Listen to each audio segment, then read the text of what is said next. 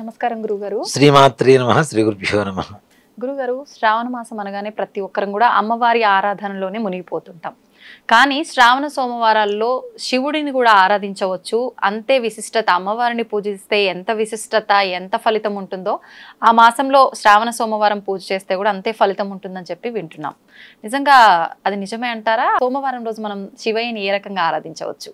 ఇందాక మనం చెప్పుకున్నట్టుగా ప్రతి రోజు కూడా ఒక ప్రత్యేకత. శ్రావణ మంగళవారం, శ్రావణ శుక్రవారం, శ్రావణ గురువారం, శ్రావణ పౌర్ణమి, సంకష్టహర చతుర్థి, మహాశివరాత్రి, అలాగే సోమవారాలు. ఇక్కడ ఈశ్వరుడికి విష్ణుమూర్తికి భేదం లేదు, ఇద్దరు ఒకటే అనేటువంటిది మన తత్వం. శివాయ విష్ణు రూపాయ శివరూపాయ విష్ణవే, శివస్య హృదయం విష్ణు విష్ణోశ్చ హృదయం శివ. శివుడి హృదయంలో విష్ణుమూర్తి, విష్ణుమూర్తి హృదయంలో శివుడు ఉంటారు. ఇద్దరు అభేదం, భేదం అనేది లేదు వాళ్ళిద్దరికి, ఇద్దరు ఒకటే. వెంకటేశ్వరుడు, వెంకట ప్లస్ ఈశ్వరుడు వెంకటేశ్వరుడు, కాబట్టి ఇద్దరు ఒకటే. ఇక్కడ ముఖ్యంగా మనకి శ్రావణ మాసంలో వచ్చేటువంటి సోమవారం ఇక్కడ విధానాలు రెండు ఉన్నాయి. ఇందాక మనం చెప్పుకున్నట్టుగా సౌరమానం, చాంద్రమానం. సౌరమానంలో ఉత్తర భారతదేశంలో శ్రావణ మాసాన్ని ఈశ్వర ప్రీతిగా చాలా ఎక్కువగా చేస్తూ ఉంటారు. కాశీకి వెళ్ళినా కూడాను శ్రావణ మాసంలో, మన కార్తీక మాసంలో మనం ఎంత బాగా చేస్తూ ఉంటామో శివకేశవులకి, అలాగే శ్రావణ మాసంలో శివుడికి కూడా చాలా విశేషంగా చేస్తూ ఉంటారు వాడు. ఎందుకు? శ్రవణ పౌర్ణానికి శ్రవణ నక్షత్రం, చంద్రుడు ప్రధానం అని చెప్పుకుంటూ ఉన్నాం. శివుడు ఎవరు? చంద్రశేఖరుడు. చంద్రశేఖర చంద్రుడిని నెలవంకని ఆయన చక్కగా అలంకరించుకొని ఉంటాడు. అవునా? చంద్రుడిని అలంకరించుకొని ఉండేటువంటి వాడే చంద్రశేఖరుడు అని చెప్పి పిలుస్తూ ఉంటాడు. చంద్రుడికి ప్రధానమైనటువంటి మాసంలో మరి శివుడికి పూజ చేయడం కూడా విశేషమే కదా. అందులో శ్రావణ సోమవారాలు. ఇక్కడ చూడండి, శివుడికి ఎవరైతే పూజ చేస్తారో వారికి లేనిదంటూ ఏమీ ఉండదు, మనశ్శాంతి తప్పనిసరిగా కలుగుతుంది అనేటువంటిది శివుడికి పూజ చేసేటువంటి పరమార్థం. సోమవారం ఎందుకు చేస్తాం మనం శివుడికి? ముఖ్యంగా సోమశేఖరుడు. సోముడు అంటే చంద్రుడు కదా, కదా. చంద్రుడికి ఇష్టమైన వారం ఏమిటి? సోమవారమే కదా, చంద్రవారం. కాబట్టి శివుడికి పూజ చేస్తే ఎలాంటి సమస్యలున్నా తొలగిపోతాయి అనేటువంటిదే శివుడి పరమార్థం. శివుడి మీద నీళ్లు పోస్తూ ఉంటాం కదా, నీళ్లు, పాలు, పెరుగు, నెయ్యి, తేనె, పంచదార అన్ని పోస్తూ ఉంటాం. కానీ అన్ని జారిపోతూ ఉంటాయి శివలింగం మీద చేసేటువంటి. నీ మనస్సులో ఆలోచనలు కూడా అలానే వెళ్ళిపోవాలి, ఎక్కడ ఏది కూడా స్థిరంగా ఉండకూడదు, నువ్వు మనస్సులో ఎక్కువ పెట్టుకుని బాధపడకురా అని చెప్పడమే శివుడికి అభిషేకం చేసే దాంట్లో తత్వం.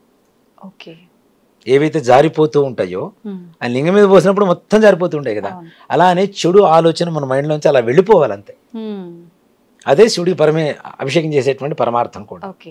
అలాగే మనం శివుని పూజ చేస్తూ ఉంటాం. శివుని పూజ చేస్తే శివుడికి ఒక్కడికే పూజ చేసినట్టు అక్కడ శివకేశవులు ఇద్దరికి అన్నారు కదా, కాకుండా పార్వతీ అమ్మవారికి కూడా పూజ చేసినట్టు. శివుడికి పూజ చేస్తే మనం శివుడికి పూజ చేసే అంటే శివలింగం ఉండేటువంటిది ఏంటి? పానవట్టం అంటాం, అవునా? సోమసూత్రం కూడా అంటారు దాన్ని, సోమసూత్రం లేదా పానవట్టం అంటారు. పానవట్టం అంటే మనకి లింగ స్వరూపం చూడండి, త్రిపీఠం అని ఒకటి ఉంటుంది, అంటే 3 పీఠాలు, 1 2 3 ఇట్లా ఉంటాయి, దాని మీద శివలింగం ఉంటుంది. అలానే ఏకపీఠం కూడా ఉంటుంది, అంటే ఒకే రాయిలో మొత్తం చెక్కబట్టం. ఇక్కడ శివలింగం ఉండేటువంటి ప్రదేశం ఏమిటి అంటే ఆ సోమసూత్రం అంతా కూడాను పార్వతీ అమ్మవారే, ఆయన శివుడు, ఇద్దరికి పూజ చేసినట్టే. పార్వతీ అమ్మవారికి పూజ చేసినట్టే, ఈశ్వరుడికి పూజ చేసినట్టే. వాళ్ళిద్దరికి పూజ చేస్తే కలగంది ఏముంది? ఈశాన సర్వ విద్యానాం ఈశ్వర సర్వభూతానాం బ్రహ్మాధిపతిర్ బ్రహ్మణోధిపతిర్ బ్రహ్మ శివోమే అస్తు సదాశివం. ప్రపంచం మొత్తం నువ్వే ఉన్నావు. నానుడికి ఒక మాట చెప్తున్నా అది సత్యం. శివుడు ఆజ్ఞ లేనిది చీమైనా పుట్టదు అనేటువంటిది ప్రతి ఒక్కరు చెప్పేటువంటి మాట. అంటే ఏది కదలాలన్నా ఏం చెయ్యాలన్నా ఆయన అనుజ్ఞ, ఆయన ఆజ్ఞ ఉండాలి తప్పనిసరిగా. ఇవాళ రోజున ఇక్కడ నన్ను కూర్చోబెట్టి ఆయన గురించి చెప్పించడం కూడా ఆయన అనుగ్రహం లేకపోతే, ఆయన ఆజ్ఞ లేకపోతే మనం ససేమిర మనం ఎక్కడ ఉండాలి చెప్పండి? అంతే కదా. పరమేశ్వరుడు అనుగ్రహం అనేది అంత విశేషం. ఇక్కడ చంద్రుడు ఇచ్చేటువంటిది ముఖ్యంగా మానసికమైనటువంటి ప్రశాంతత. కాబట్టి ఈశ్వరుడికి పూజ చేస్తే వచ్చేటువంటిదే మానసికమైనటువంటి ప్రశాంతత. శివుడు ఎక్కడ ఉంటాడు? మనకి శ్మశానంలో ఉంటాడు. చిట్ట చివరి వరకు తోడు ఉండేటువంటి దైవం. చిట్ట చివరిలో నిన్ను కన్నవాళ్ళు, నువ్వు కన్నవాళ్ళు, నిన్ను కట్టుకున్న వాళ్ళు, నీ తోడుండేటువంటి వాళ్ళందరూ వెళ్ళిపోయినా సరే నీతో తోడుండేది ఎవరు అంటే శివుడే. అదే కదా, అంతకుముందు కూడా మనం చెప్పుకున్నట్టు అందరూ వెళ్ళిపోతే ఆయన ఒళ్ళు పడుకోబెట్టుకొని లాలిస్తాడట. అరే అందరూ వెళ్ళిపోయారా, నేను ఉన్నారా నీకు తోడు అని. ఆత్మఘోషకి, ఆ ఆత్మఘోష లేకుండా ఉండేందుకు అంత కరుణామయుడు. అందుకనే చూడండి, ఎక్కువ చిక్కులో పడేది ఆయనే. అందరికి వరాలు ఇస్తూ ఉంటాడు, చిక్కులో పడుతుంటాడు, వరాలు ఇస్తుంటాడు, చిక్కులో పడిపోతూ ఉంటాడు ఆయన. బోళా శంకరుడు అంటాం. ఆయనకి కొద్దిగా నీళ్లు పోసి హరహర మహాదేవ ఒకటి, నాకు అన్ని పుష్పాలు తీసుకురా, ఇన్ని పుష్పాలు తీసుకురా, అన్ని పాలు పోసి, ఇవన్నీ వద్దు, ఒక మారేడు దళం తీసుకొచ్చి అక్కడ పెట్టు, చాలు నీకు అన్ని అనుగ్రహిస్తానంటాడు. నిజంగా బిల్వాష్టకం వింటేనమ్మా, వినటం అనేది చాలా మంది మనం ఏదో పాడుతూ ఉంటాం, వింటూ ఉంటాం, కానీ నిజంగా బిల్వాష్టకం అది అర్థం చేసుకుంటే ఎంత పరమార్థం ఉంటుందంటే, ఒక్క బిల్వం శివుడికి అర్పిస్తే అన్నీ వచ్చినట్టే అని చెప్తుంటారు. కోటి కన్యా మహాదానే ఏకబిల్వం శివార్పణం. కోటి మంది కన్యల్ని దానం చేస్తే, కన్యాదానం ఒకటి చేస్తేనే అత్యంత పుణ్యం వచ్చి మన పూర్వీకులందరూ కూడాను యమలోకం నుంచి కూడాను బ్రహ్మలోకంలోకి వెళ్ళిపోతారని చెప్పి చదువుతూ ఉన్నాం. అలాంటిది కోటి మంది కన్యల్ని దానం చేస్తే ఎంత పుణ్యం వస్తుందో ఒక్క బిల్వం ద్వారా వస్తుంది అంటాడు. అలాగే దంతికోటి సహస్రేషు అంటే కోటి మందికి అన్నదానం చేస్తే ఎలాంటి పుణ్యం వస్తుందో అలాంటి పుణ్యం వస్తుంది అంటాడు. సహస్రోపనయనంతథ 1000 మంది బ్రాహ్మలకి ఉపనయనం చేస్తే మనం ఖర్చు పెట్టుకొని మనం బాధ్యత వహించి 1000 మంది బ్రాహ్మలకి, బ్రహ్మచారులకి ఉపనయనం చేస్తే ఎంత పుణ్యం వస్తుందో అంత పుణ్యం వస్తుంది అంటాడు. ఒక బిల్వం శివుడికి ఇస్తే చాలు. అవన్నీ ఎట్లా సాధ్యపడనివి, మనకు ఇవన్నీ కూడా అసాధ్యం. ఈ జన్మలో మనం చేయలేనటువంటి పనులు ఇవన్నీ. నిజంగా వాడు చెప్పాలంటే త్రిదళం త్రిగుణాకారం త్రినేత్రం చ త్రియాయుధం త్రిజన్మ పాప సంహారం. 3 జన్మల క్రితం నుంచి చేస్తున్నటువంటి పాపాలన్నీ కూడా సంహరించుకొని పోయి ఏకబిల్వం శివార్పణం. అసలు ఎంత అంటే భగవంతుడు అంతకంటే అవలీలగా మన చింతన చేరి మనల్ని అనుగ్రహించేటువంటి దైవం మరొకటి లేదు అని చెప్పడానికి శివుడు ఒకటి చాలు. దానికి నీళ్ళు పోసి హరహర మహాదేవుని ఒక మారేడు దళం అక్కడ పెడితే, మారేడు దళం అక్కడ కూడా ఆయన చూడండి, ఆయన స్వార్థం కాదు, అది మన కోసమే. మారేడు దళం అంటే లక్ష్మీదేవి యొక్క నివాసం. మారేడు పండు ఉంటుంది, శ్రీ ఫలం అంటాం దాన్ని. అవునా? శ్రీ అంటే ఎవరు?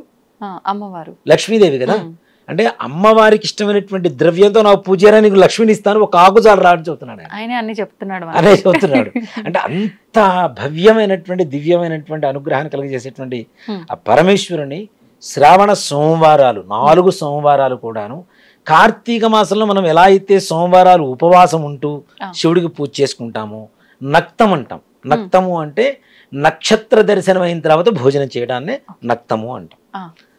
పొద్దున్నే 4 గంటల కల్లా నిద్రలేవడం, దీపారాధన, స్నానం చేసుకొని చక్కగా యథావిధిగా విధులన్నీ నిర్వర్తించుకోవడం, దీపారాధన చేసుకోవడం, ఇంట్లో శివలింగం ఉంటే శివలింగానికి కొద్దిగా నీళ్లు పోసుకొని ఒక మారేడు దళం పెట్టడం, ఆయనకి నివేదన పెట్టడం, ఏదన్నా మరలా మధ్యాహ్న కాలంలో అవకాశం ఉంటే ఏదన్నా చక్కగా పూజ చేసుకొని ఇచ్చేసుకోవడం, సాయంకాల సమయంలో మరలా పూజ చేసుకొని, లేదు ఏదైనా శివాలయంలో దగ్గరుంటే శివాలయానికి వెళ్ళి దర్శనం చేసుకొని వచ్చి భోజనం చేయి. శ్రావణ మాసం మొత్తం చేయొచ్చు ఇలానే, లేదు కనీసం శ్రావణ సోమవారాలైనా సరే ఈశ్వరుడికి అభిషేకం చేయటం. దీంట్లో నిజంగా చాలా మంది కార్తీక మాసంలో పెద్ద పెద్ద శివలింగాలు ఇవన్నీ పెట్టేసి అభిషేకం చేస్తుంటారు. అలాంటి శ్రావణ మాసంలో చేయండి. లక్ష్మీదేవి అనుగ్రహం, ఈశ్వరుడి అనుగ్రహం, చంద్రుడి అనుగ్రహం పరిపూర్ణంగా కలుగుతాయి తప్పనిసరిగా. ఆయన ఇక్కడ చాలా మంది ఏంటంటే ఈశ్వరుడు ఐశ్వర్యకారకుడు అని చెప్తూ ఉంటాం. లక్ష్మీదేవి అనుగ్రహం కలిగితే చాలా అనుకుంటాం కదా, ఈశ్వరుడు ఐశ్వర్యకారకుడు. ఆయన పెట్టుకున్నటువంటి భస్మంలోనే ఉండేటువంటి ప్రపంచం మొత్తం, ఐశ్వర్యం మొత్తం దాంట్లోనే ఉంటుంది. ఆయన రుద్రాక్షలోనే ఉండేటువంటి ఐశ్వర్యం మొత్తం ఉంటుంది. అందుకనే మనకి మారేడు ఫలం పండు తీసుకొని దాన్ని లోపల మొత్తం తొలిచేసి విభూతి దాంట్లో పోసి దానికి ఒక బిరళ మూత పెట్టేసి ప్రతిరోజు ఆ విభూతిని కొద్దిగా చేతిలో వేసుకొని భస్మధారణ చేసుకుంటారు. తద్వారా కూడా లక్ష్మీదేవి అనుగ్రహం కలుగుతుంది. శ్రీఫలం, శ్రీఫలంలో భస్మం, ఈశ్వర ప్రీతి, ఈ 2 వేసి చేతిలో భస్మం వేసుకొని బొట్టు పెట్టుకుంటున్నాం. లక్ష్మీదేవి అనుగ్రహం కలుగుతుంది కదా అక్కడ. కాబట్టి తప్పనిసరిగా ఆ విధంగా కూడా లక్ష్మీదేవి అనుగ్రహాన్ని పొందడానికి ఈశ్వర ఆరాధన అనేది చాలా ముఖ్యం. అంతకుముందు మనం చెప్పుకున్నాం కుబేరుడి గురించి కూడా ఆ, కదా. అవును. కుబేరుడు నవనిధులన్నిటికీ కూడాను ఆయన అధిపతిగా చేసినటువంటి వాడే ఈశ్వరుడు కాబట్టి ఉమ్, అలాంటి ఈశ్వరుణ్ణి శ్రావణ సోమవారాల రోజున ఉమ్, తప్పనిసరిగా ప్రదోష కాలంలో అభిషేకం చేయించుకొని, ఉమ్, ఇంకొకటి కూడా చెప్తాను, ఉమ్, ఏళ్ళనాటి శని బాధలు, ఆ, అర్ధాష్టమ శని, ఓకే. అష్టమ శని, అలాగే శని మహర్దశ, ఉమ్, శని అంతర్దశ జరుగుతూ బాధపడేటువంటి వాళ్ళు కూడా చాలా మంది ఉంటారు. ఉమ్, ఇలాంటి వాళ్ళందరికీ శ్రావణ మాసంలో సోమవారం రోజున ప్రదోష కాలంలో నువ్వుల నూనెతో ఈశ్వరుడికి అభిషేకం చేస్తే, నువ్వుల నూనెతో. నువ్వుల నూనెతో, అది చాలా తక్కువ దేవాలయాలు చేస్తారు, అందరూ ఒప్పుకోరు. ఆ, కానీ ఎక్కడైనా నిజంగా దాని ప్రాశస్త్యం తెలిస్తే అర్చకుడైనా చేస్తాడు. ఓకే. అలా కనుక అర్చకుని ఒప్పించుకొని ప్రదోష కాలంలో చేయించుకుంటే ఉమ్, సకల శని బాధలన్నీ కూడా తొలగిపోతాయి. ఉమ్, అసలు పూర్వకాలంలో మనకి నవగ్రహాలు ఎక్కడ ఉంటాయి? శివాలయాల్లో మాత్రమే ఉండేవి. అవును. ఇప్పుడు అవి కమర్షియల్ గాడ్స్ కాబట్టి వాళ్ళు అన్ని దేవాలయాల్లో ఉంటారు. వచ్చేసారు. ఇప్పుడు విష్ణుమూర్తి దేవాలయానికి వెళ్ళాలా లేదా అని ఆలోచిస్తాడు, కానీ నవగ్రహాలు ఉంటే అమ్మో నవగ్రహాల ప్రదక్షిణ చేస్తే ఉన్న పాపం పోతుంది, లేకపోతే చేయబోతే ఏదో వస్తుంది అనేటువంటి ఒక భయంతో వెళ్తున్నారు. అవును, అవును. భక్తి కూడా కాదు, భయంతోనే భక్తి వెళ్తారు. కాదు, నిజం. కాబట్టి అవి కమర్షియల్ గాడ్స్ అనే చెప్తాను నేను ఇప్పుడు జనాల చేతిలో. అంతే. కాబట్టి శివాలయంలోనే ఉండేవి పూర్వకాలంలో. ఆ. అంటే నవగ్రహాలన్నిటి కూడా శివుడి ఆధీనంలో ఉంటాయి కాబట్టి శివుడికి పూజ చేస్తే చాలు అన్ని రకాల సమస్యలు తొలగిపోతాయి. అలాగే శివాలయంలోకి వెళ్ళినప్పుడు శివుడి ప్రసాదం తినకూడదని చాలా మంది చెబుతూ ఉంటారు. ఇంటికి తెచ్చుకోకూడదు, వ్యూఫుడ్ తెచ్చుకోకూడదు, పుష్పాలు తెచ్చుకోకూడదు అని. అది కూడా తప్పే. దానికి కూడా ఒక పరిహారం ఉంది. అంటే పరిహారం అంటే ఇప్పుడు మనం శివాలయంలో ప్రదక్షిణలు చేస్తాం, ప్రదక్షిణాలు చేసి అభిషేకం చేయించుకుంటాం, పూజ చేయించుకుంటాం, పుష్పాలు కొబ్బరి చిప్ప ఒకటి, కొద్దిగా ప్రసాదం తీర్థం చేతికిస్తారు. అవి ఇంట్లో ఉండేటువంటి వాళ్ళకి పెద్దవాళ్ళకి తెచ్చుకోవాలి. తెచ్చుకోవాలంటే ఏం చేయాలి? మనం అక్కడ కూర్చొని తీర్థం స్వీకరించాలన్నా సరే ఒక నియమం అనేది ఉంటుంది శివాలయంలో. శివాలయంలో అభిషేకం చేసిన తర్వాత నీళ్లు మొత్తం ఉత్తర వాహినిగా ఉత్తరం వైపుకే బయటకు వస్తూ ఉంటాయి. మనకి ముఖం ఏ వైపు ఉన్నా వచ్చేటువంటి నీళ్లు మాత్రం బయటికి తప్పనిసరిగా ఉత్తర ముఖం నుంచే బయటకు వస్తుంటాయి. అక్కడ ఎవరు ఉంటారు? చండీశ్వరుడు ఉంటాడు. ఈశ్వరుడికి చేసినటువంటి నీళ్లు కానీ, పాలు కానీ, పంచదార కానీ, పంచామృతాలు కానీ, లేదంటే ఒక మారేడు దళం కానీ, పుష్పం కానీ, భస్మం కానీ ఏవైనా సరే అన్నీ కూడాను ఆయన దగ్గర నుంచి చండీశ్వరుడికి ప్రసాదంగా వెళ్తాయి. ఈశ్వరుడు చండీశ్వరుడికి ఇచ్చినటువంటి ఒక వరం అది.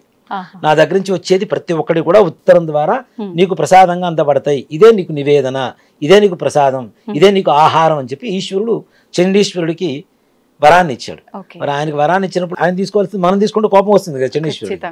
అందుకని మనం ఏదైతే ప్రసాదం తీసుకుంటామో ఆ ఉత్తరం వైపు ఆ నీళ్లు బయటకు వచ్చేటువంటి సోమసూత్రం దగ్గరికి వెళ్ళి ఒకసారి చిటికే వేసి 3 సార్లు చండీశ్వరుడికి చూపించి నీ అనుజ్ఞ ఇవ్వయ్యా ఇంటికి తీసుకెళ్తా అని చెప్పి ఆయనకి చెప్పి ఇంటికి తీసుకొచ్చుకోవాలి. ఆయన అనుమతితో. ఆయనవి కదా, శివుడి కూడా ఆయనవి కదా.